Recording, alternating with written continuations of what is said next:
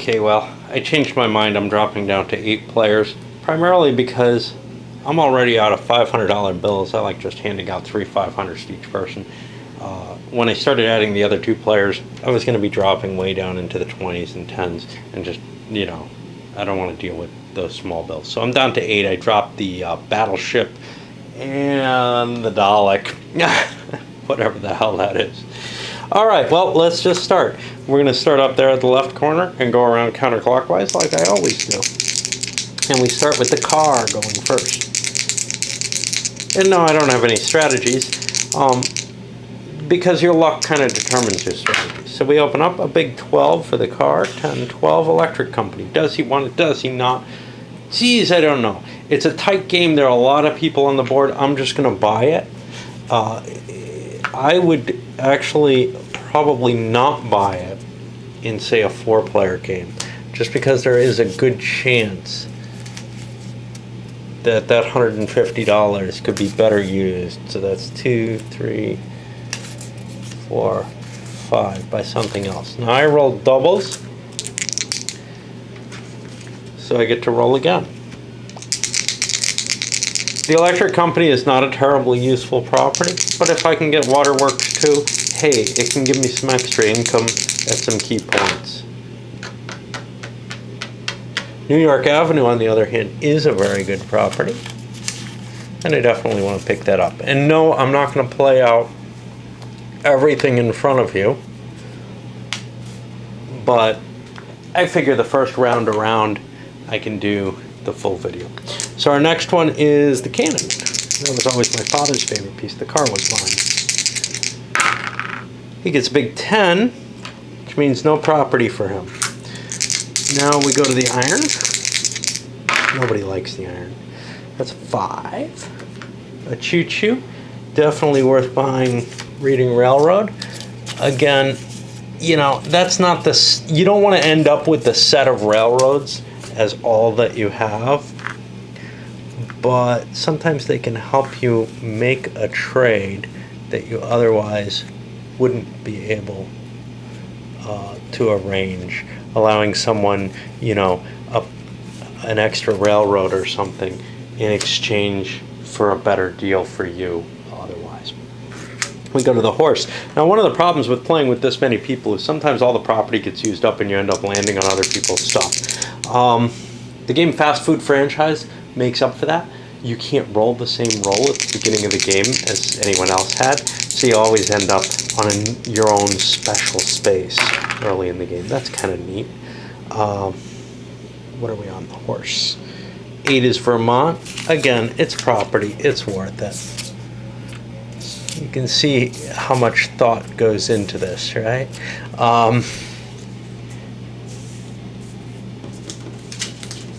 Let's just give him Vermont. Now we're up to the doggy. Some people like the dog. 7 is a chance card. Now, here the rules, I think, say that it just goes at the bottom when it's not used.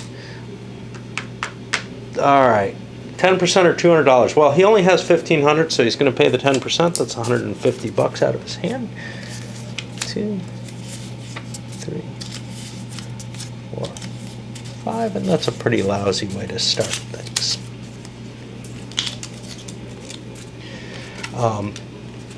I think the rules just say it goes at the bottom and there's no reshuffling. I like a reshuffle in there. Otherwise, it feels a little weird. Okay, so I house roll things, yeah. Okay, and the shoe, the lovely shoe. You want to drink something out of it? He gets a chance card too. Probably not a good thing. It's a get out of jail free card. It's the only card you can hold, so you kind of have to expose it. The hat. 11 to St. Charles, $140. And of course you buy it. 200, 3, $500. And there goes St. Charles. And now our thimble ends things up. And he too has to pay that quick $150. Well, we whipped around the board another time. We see he's picked up more property with the Ventnor Avenue. The cannon failed again. Over here we're seeing actually all of this pale purple has been sold out, and we've got people who are landing on other property and starting to pay. So the doggy had to pay $10 here. Who had to pay here? The thimble had to pay $12 there. The hat had to pay 16 on New York. Oh! I must have just rolled doubles. I hope I... Yes, I did. So I get to roll again. I'm not all the way around. Got to keep an eye out for things. I like to keep the game moving quickly. Another 10. That gives him Illinois, and he's going to buy that. What I was going to say is you can see the guys at the tail end are already losing out. And that's one of the problems with playing it with 8 people, is that you just don't get that property early on. The game supposedly holds 8. Well, it doesn't really. I wouldn't play it in more than, I don't know, maybe 4 or 5 with any comfort at all. I know some of you wouldn't play it at all. Good enough. As we've gone around again, community chest card sent the car over to go, skipping over that whole end. So now he's facing the tighter board that the rest of the board presents. It would have been nice to be able to hit some of these and perhaps pick up a property. The thimble hit go to jail as the last option, so he's in there. You have 2 options on getting out of jail. I didn't explain this when I explained the rules. You can try to roll, and if you get doubles, you get out of jail, and the doubles don't count to give you an extra reroll. But if you fail to roll doubles 3 times in a row, then you must pay to get out of jail. And you also have the option before you roll to pay to get out of jail. It costs $50, and it just lets you keep moving. At this stage in the game, there's very little reason to want to be in jail. He wants to collect property. It's just a $50 penalty, but it sets him back up in line for what might be good stuff. Although most of the oranges are gone, only St. James is open. All of the reds are gone. The yellows, 2 of the 3. The board's getting really, really stripped low. And the people who don't have decent amounts of property are going to be in trouble here. Do we have deals yet? It doesn't look like it. So, for example, this guy only has this. He's not going to be in a deal unless somehow by giving that up, he'll magically get a whole set out. That's not likely to happen. With this many players, it's hard to cut a deal too. After whipping around again, and somebody else ending up in jail, Thimble got out only to pay at Tennessee.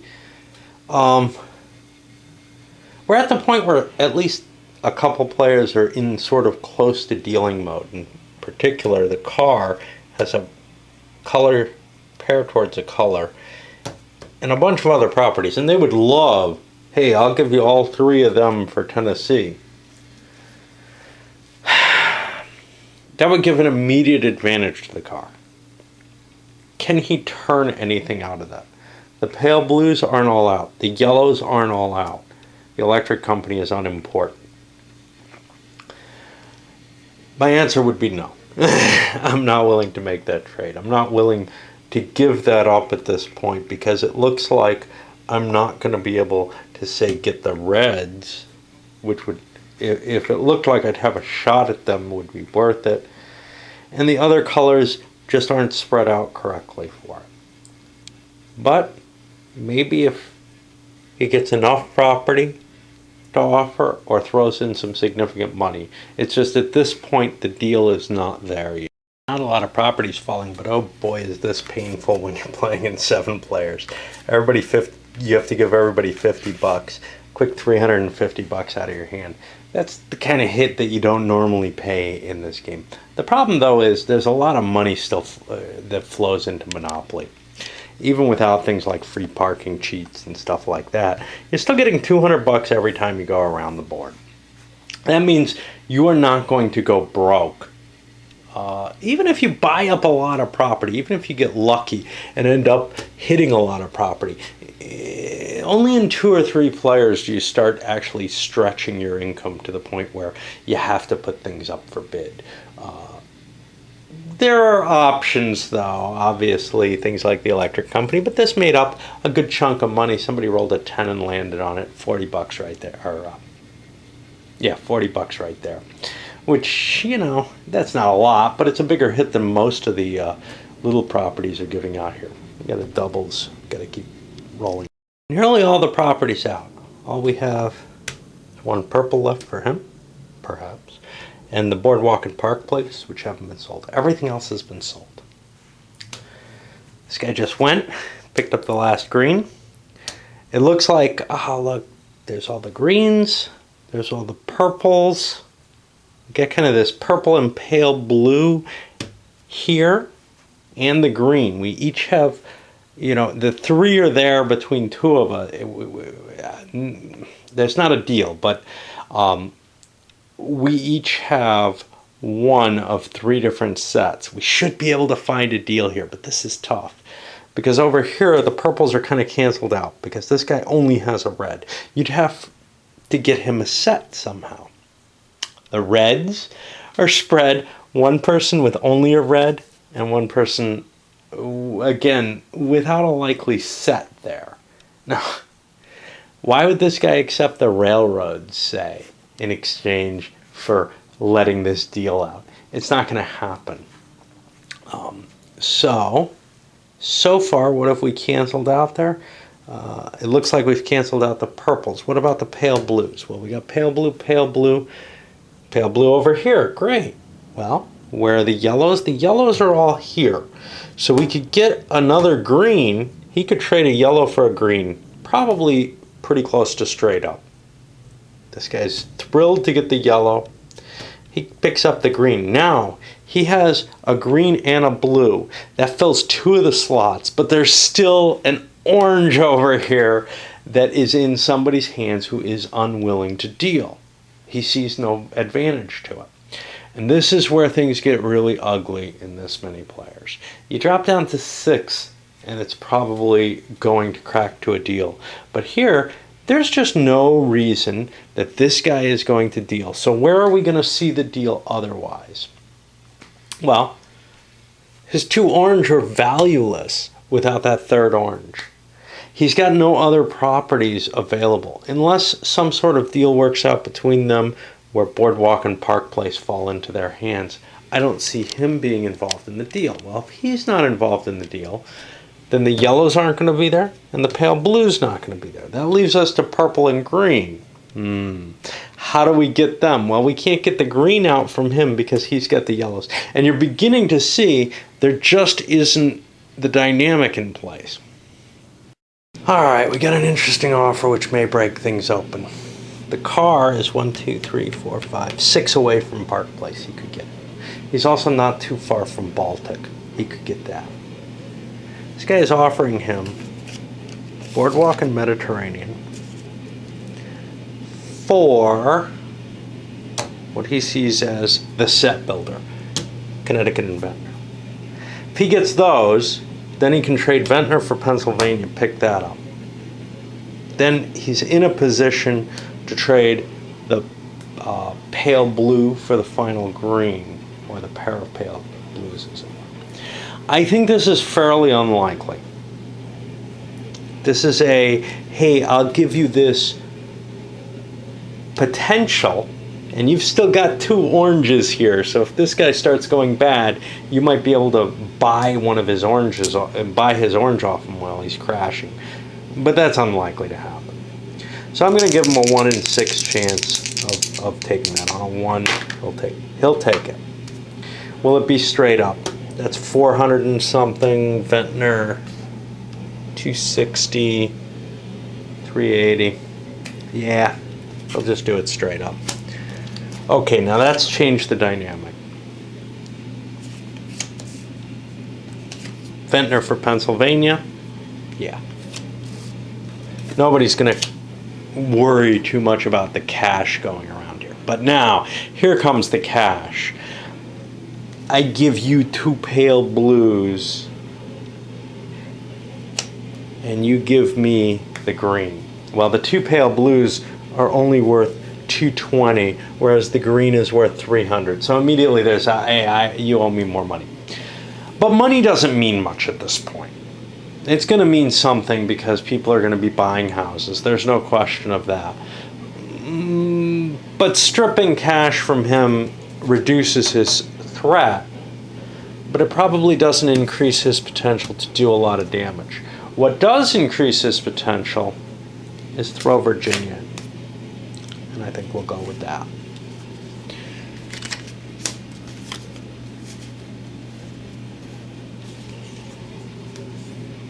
And there we have 2 sets. Now, here's the thing. Hey, I've got all this trade bait. Would you do it?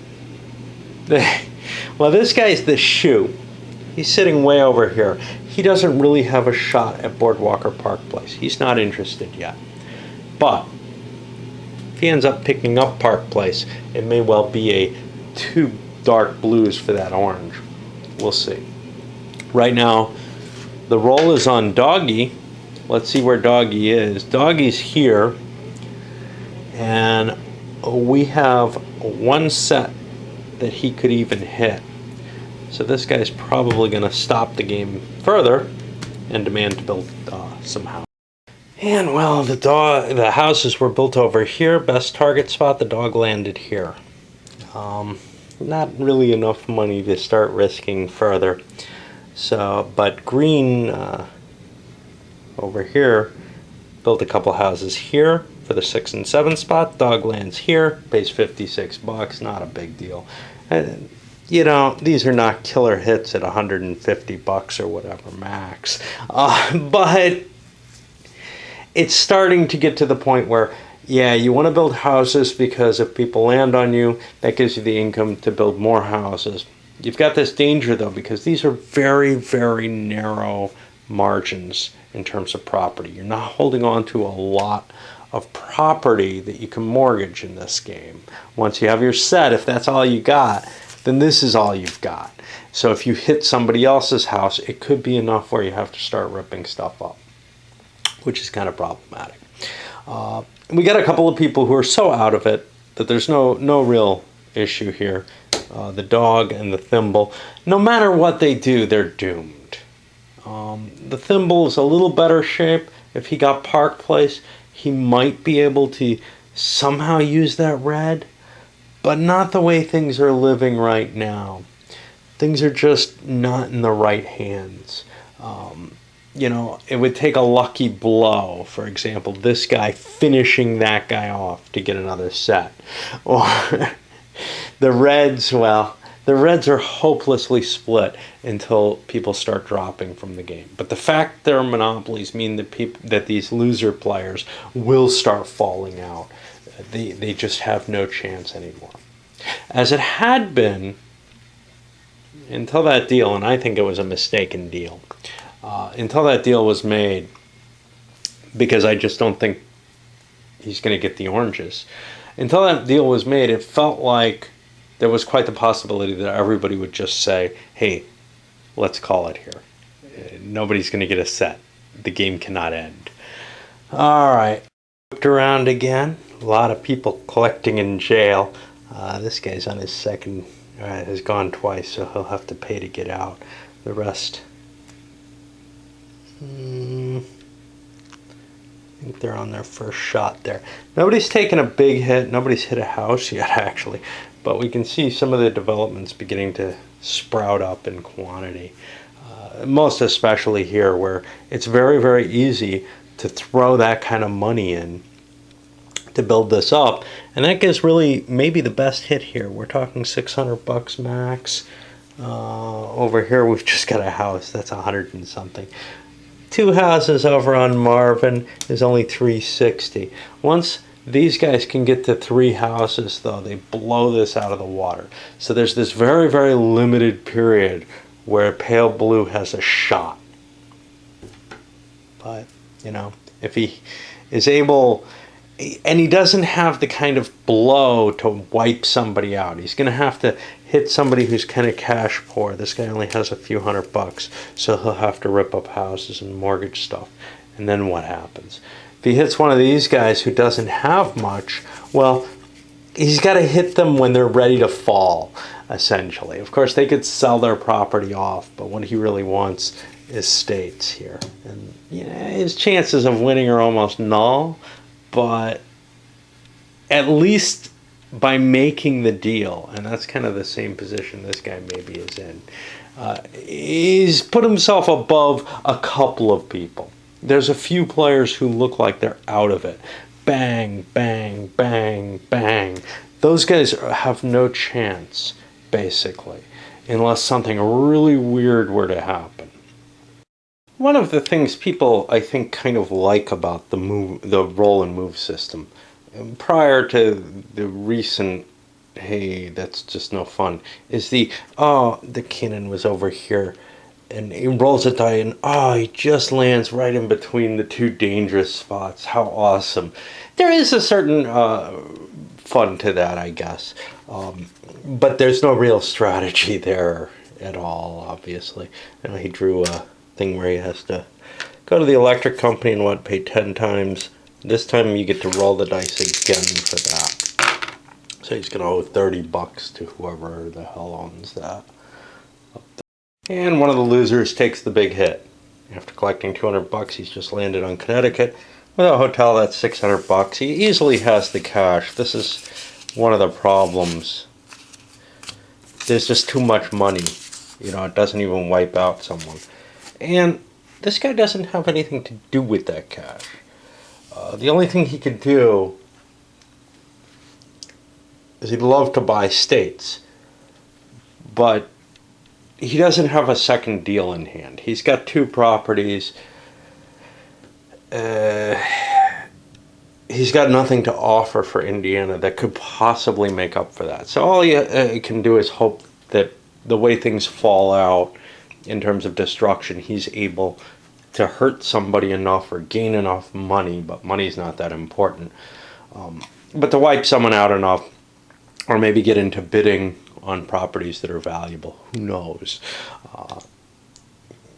It's hard to tell, because somebody like this is just playing to die. He's got nothing he can possibly do. So, but he doesn't have a valuable property. But this guy is not going to win either, and he's out of it, essentially. So he's also in that playing to die position. He's got a valuable property and a red, which is, those are so split up that there's no real clear vision that they're going to be worth anything. But if this guy is laying somewhere and is going to go bankrupt, he's not really that terribly interested in auctioning states off, because he can't win, he can't do anything unless it's part of a deal that gives him a property set. He's looking to get out of the game quickly. Now, obviously, this is a game where you can just give everything away. So he could hand all his money and property to someone else and say, well, I don't want to play. And, actually in a friendly game, that's not that terrible. Let's say the 3 people who are holding red properties, 2 of them got together with this guy and said, let's go play another game. We'll give all our property to the other guy who seems to be enjoying it. How terrible is that? I mean, really, the fact that you fell into a property at this point is almost a matter of luck. I think that would be looked down on in most groups, but honestly, why would you want to keep playing when you have no chance and you're just trying to starve it out? All right. So that was our doggy. Well, now we go on. Another landing on the hotel, another $400, a different hotel this time. Another $400 transfers hands. Again, not enough to crash anybody. You can see this guy's got over 1,000 just kicking around here in his hand. No value at all to his position. And this guy's got tons of cash, but nothing to do with it. Nothing to do. Most of the players with property are in okay shape. Green was the one exception. You can see they stripped themselves down to get a couple of houses. Really didn't have enough money to prepare for this swath of people coming by. But now they got landed on $130. That may be enough to buy a house on the final property. I'm not sure. There's certainly enough cash, but there's not enough to really build up and develop their whole property. So given the hits they might take in some of the places, maybe it's best to hold on to that at this point. Yellow also is probably in the process of starting to build up. They've got a decent amount of cash. They've been doing targeted builds between people's turns. Now the bigger hits are coming. Yellow built up 3 houses on each. The shoe landed there. Now he's got essentially no hope. That's an $800 hit he just took. just right after the last couple houses were built there. That would have been, you know, a difference of about $500 between the two. So the $800, that's enough, you know, to really land a blow. Just like these hotels here. Well, the one at 600 is. The others are only 400 or no, 550 each. Okay, they're good enough too. Those are heavy enough blows to really affect you. You might have to mortgage property or something, you know. You can't just hold pocket change, a couple $100 and handle it. So now, after the shoe, we're hitting the hat. The hat's right here, 1, 2, 3, 4, 5 spaces away. There's some chance of that, so I'm gonna build another house over on Marvin, just, you know, to try to wipe people out. This is his main competitor right now, the guy with the hotels. If he can do him a big hit, that would do him some good, although that guy's got so much cash, it doesn't really matter. We're at another vaguely interesting point. I don't think anything can come of it, but as we can see, the yellows have been filled with hotels. Green, really languishing, even though he's getting hits on his property.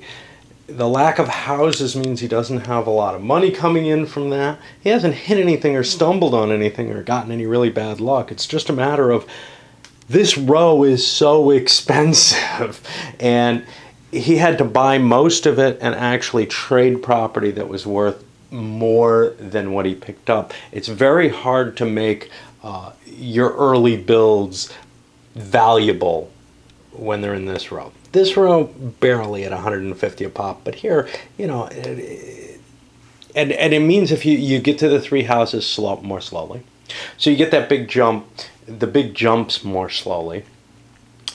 So you just end up without, you know, the tremendous, without an inflow, even when somebody lands on you. It means you can build another house, you know, as opposed to somebody lands on you, it's time to upgrade to hotels from, you know, the 3 houses, which is what essentially happened here, and then more people are landing. But what's interesting at this point is Baltic just fell to the hat. Now the hat isn't the guy who really needs it, and in fact, he doesn't have a clear trade here. The guy who does need something, he really wants an orange. And I don't see a way of getting this orange loose easily. You know, could I get, say, Baltic and Mediterranean by using those somehow? Well, I mean, I could certainly trade these 2 for Mediterranean.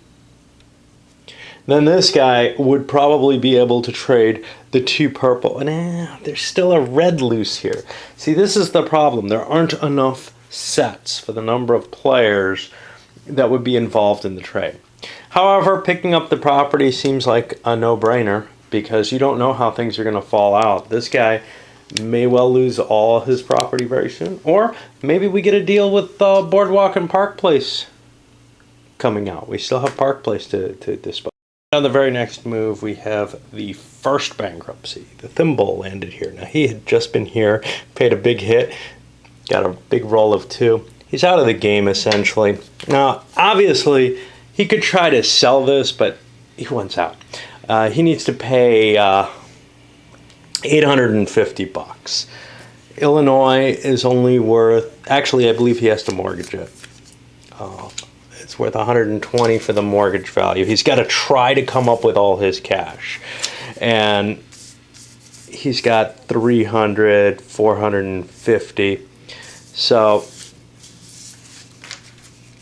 he's just going to dump into this guy. And what that does is now there's a red over here, which doesn't really help, right? Unless, you know, some more people start falling out of play. That's just a piece of property he happens to own. Maybe if he can get something like, you know, the pair of the dark purples for it, it would be worth giving someone a set. But as of right now, you know, it's just sort of okay, that's interesting. I knocked somebody out. I didn't get all the cash I was due. That kind of sucks, but at least there's less players now. Not that that's necessarily an advantage. All right, I'm going to send this one up because I think we've been playing enough on this video.